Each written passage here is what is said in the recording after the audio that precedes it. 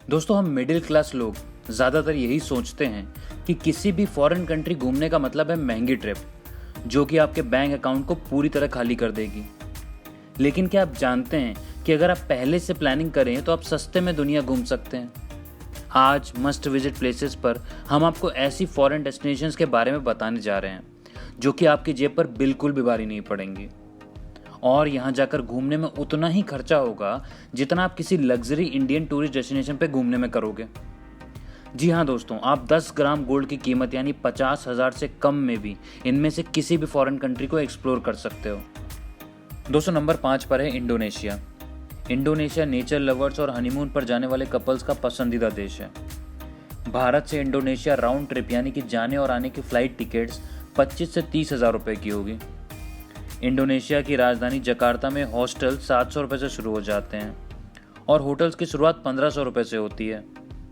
यहाँ 500 से 600 रुपये पर पर्सन के खर्चे में तीनों टाइम का खाना खाया जा सकता है। यहाँ की करेंसी इंडोनेशियन रुपया है। भारत के 1 रुपये की कीमत प्रेजेंट में लगभग 190 इंडोनेशियन रुपया है। दोस्तों, इंडोनेशिया की पूरी ट्रिप का खर्चा पर पर्सन लगभग 45,000 रुपये आएगा। नंबर 4 पर है सिंगापुर।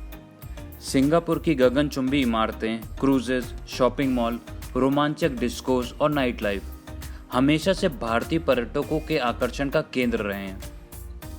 फ्लाइट के माध्यम से दिल्ली या मुंबई से सिंगापुर जाने आने का खर्चा लगभग 20 से 22,000 रुपये आएगा।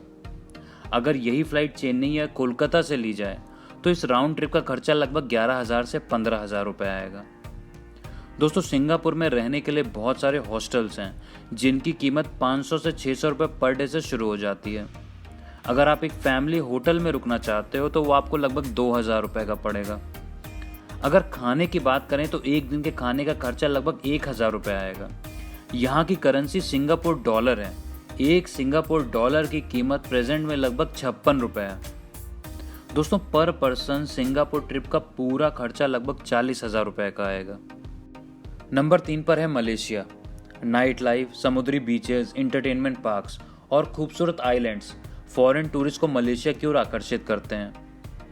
भारत से मलेशिया जाने आने की फ्लाइट टिकट का पर पर्सन खर्चा लगभग 20,000 रुपये आता है।